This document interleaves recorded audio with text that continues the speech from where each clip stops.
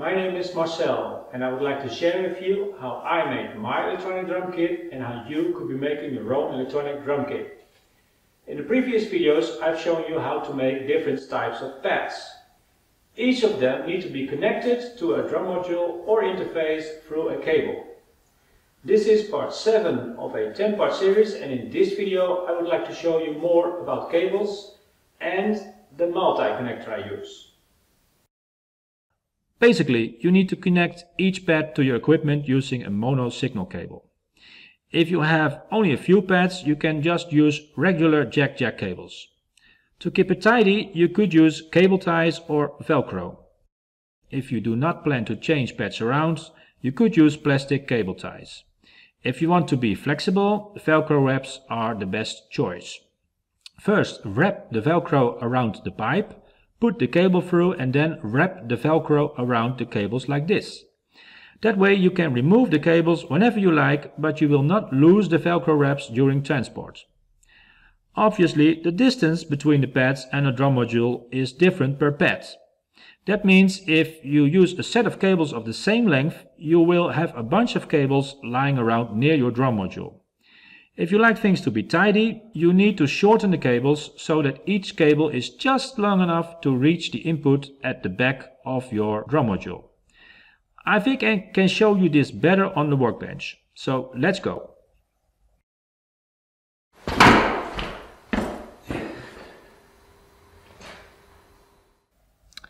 This is basically a set of cables, each in the exact length required to connect one single pad. In Dutch we call this a kabelboom. I believe in English it is called a cable harness.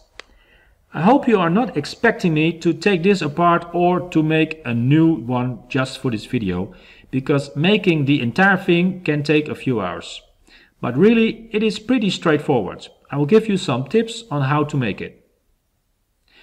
If you have a lot of pads and you play in a band that does a lot of gigs, you can take it one step further. When I come to a gig, I like to be ready in only a few minutes. In case you are wondering how long it takes me to set up my entire kit, watch part 10 of this series. I believe I can set up my kit pretty fast. One of the reasons is because I use a multi-connector to connect all my pads at once. In case you are wondering why I put this over the harness, let me remove it now. As you can see, this is a harness with two multi-connectors. This is the multi-connector I have used in the 90s, these D connectors. They are commonly used for computer printers and other computer equipment. The type with 25 pins is enough for 12 pads. You could even transport a signal from a foot switch if you use the metal edge of the connector as well. About 10 years ago I added pads and I played on 17 pads, so I made a new harness and these connectors have 37 pins, enough for 18 pads and possibly a foot switch. Just recently I extended my kit to 24 pads. Yeah, I know it's a lot, but I have promised myself this is it. So now I need 48 pins. Although I believe there is a D connector that has 50 pins, I chose to use another type of connector. The simple reason is that the casing of the D connectors are very small. They are really designed for multi-cables like these. If you want to use individual jack cables, the casing is just not big enough. So now I use this multi-connector. I believe it's called ILME. Compared to the D connectors, these are much more expensive. A typical D connector could cost about $4 or euros. Depending on how many poles you use, these cost about 10 times as much.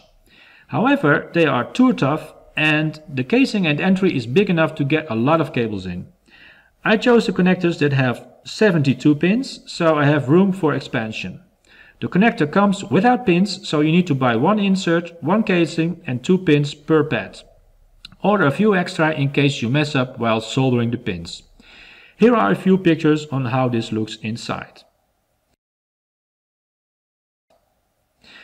How do you make a cable harness? Well, it's not that difficult. Try to visualize this.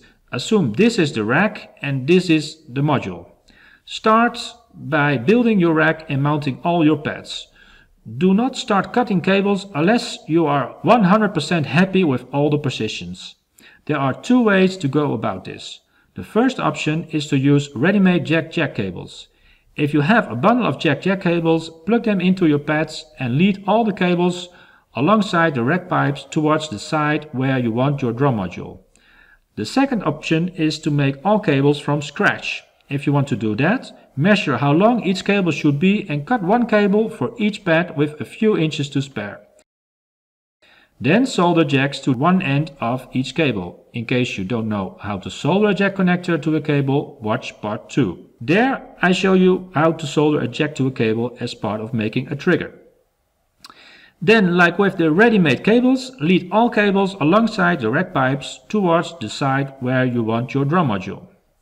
Before cutting the cables, tighten all cables to your rack using cable ties or Velcro wraps, as I explained in the beginning of this video. I prefer to lead the cables on the inside of my rack because I do not want to show that many cables to my audience. After aligning all cables, you can cut the cables at the side of the drum module. If you want things to be really tidy, take into account where the inputs are on your drum module. When you are using a lessons module and you want it to be on your left side, the cable for input 12 needs to be quite a bit longer than the cable for input 1.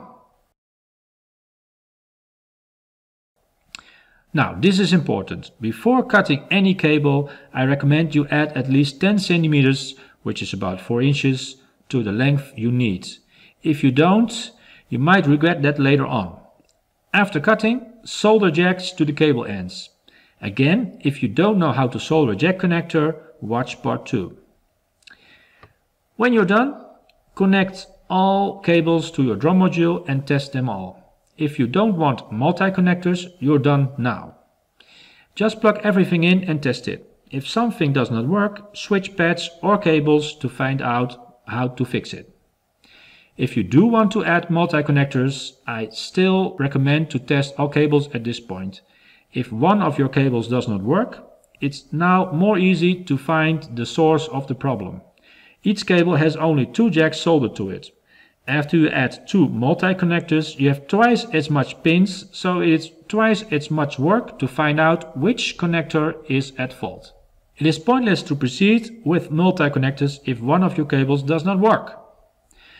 If all is well and you want to use multi-connectors, decide exactly where you want your multi-connectors to go.